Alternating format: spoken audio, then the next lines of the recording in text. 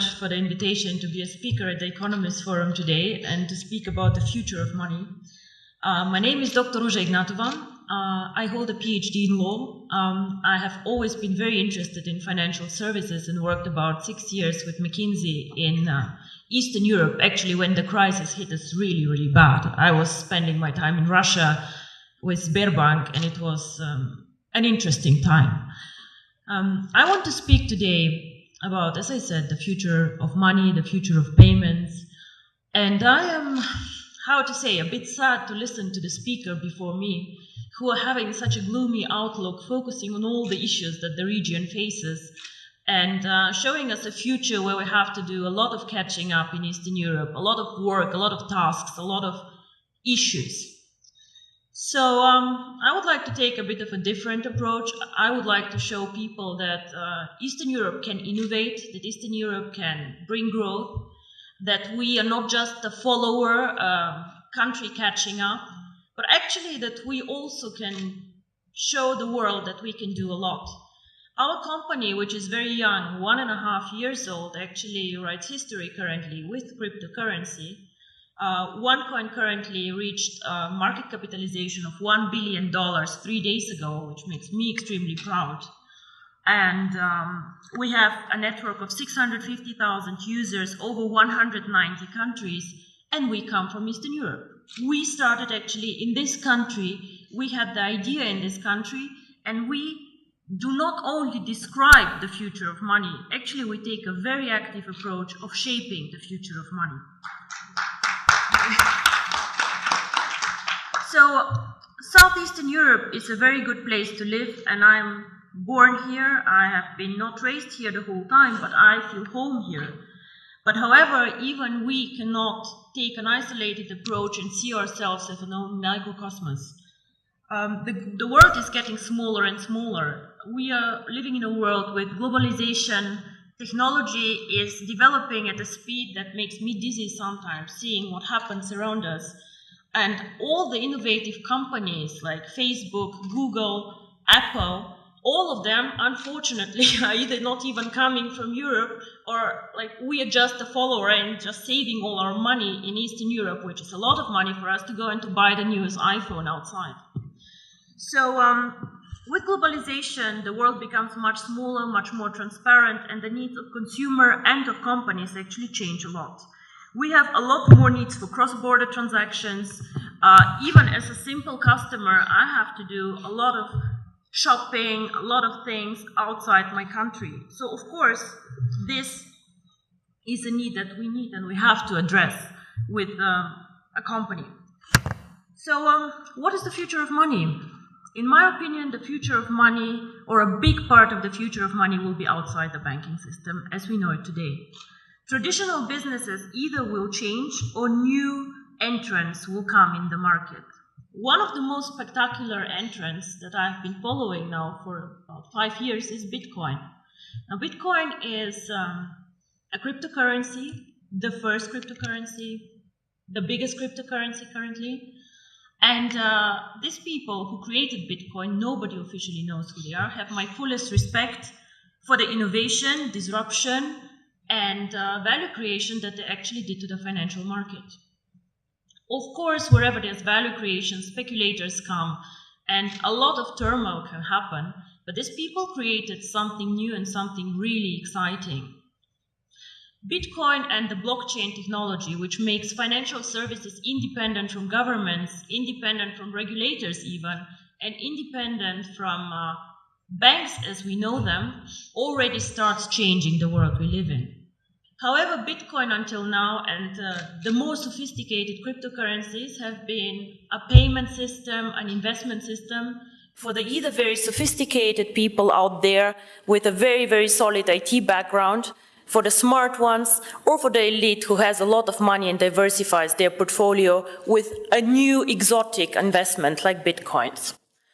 The market is still not very big, with a market capitalization fluctuating between 2 and 3 billion, transactions happening every day about 200 million euro.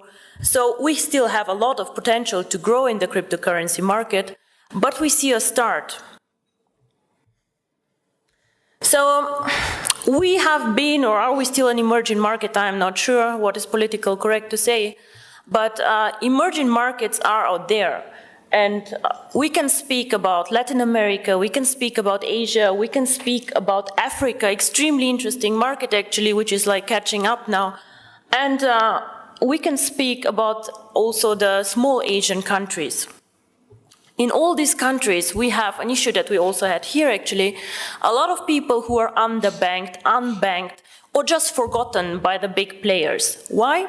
Because they're poor, because they have needs that are not that interesting in the transactions, or simply because some of these people do not have proper documents.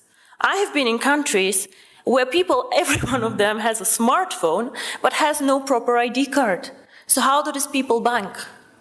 I have been in Singapore and seeing Indian people working very, very hard to support families in India.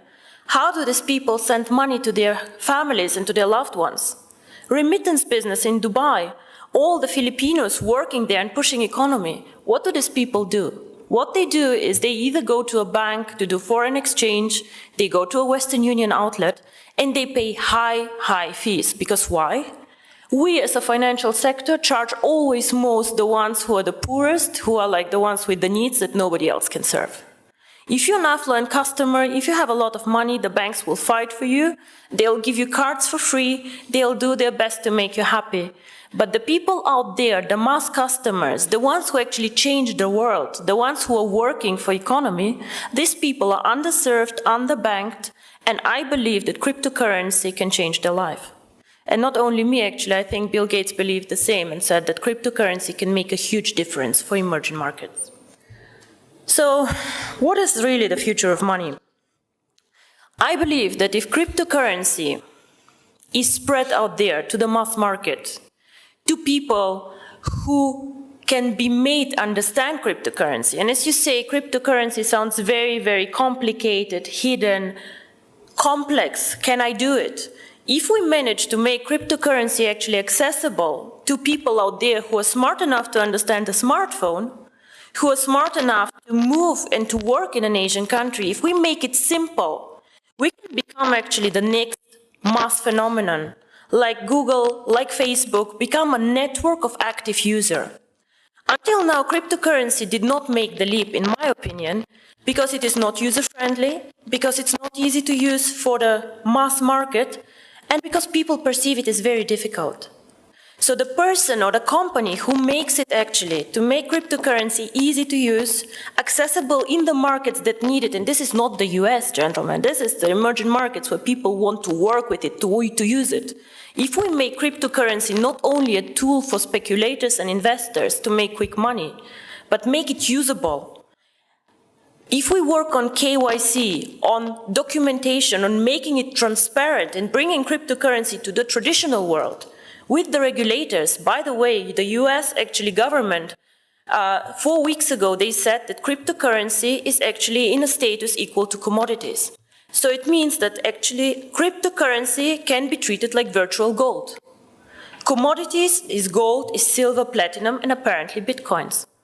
So the future of money can be searched, I think, outside the banking system because we are still more flexible, we do not fight the issues that the banks have, and because we think that the next big thing is based on technology, on the internet, and on the network phenomenon that we see in all these big companies out there. I think if we manage to provide a consistent strategy, a case to use the currency, and an easy access, which is aligned with the regulators out there, transparent, safe, cryptocurrency can actually be one of the preferred methods of payment, and not only bank transfers, card transfers, and all the traditional ways that we deal money with.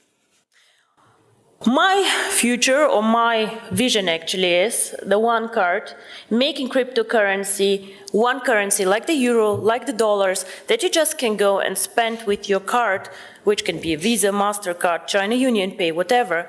Make it a real currency that people just can go and spend out there. I have done my job whenever all of you can go with their card and just spend $1 for a dinner. This is when cryptocurrency actually became real for me. And I'm very, very curious how the next 2 to 3 years will work out for all of us. And I hope I'm right, that the future is with technology and with us. Thank you very much.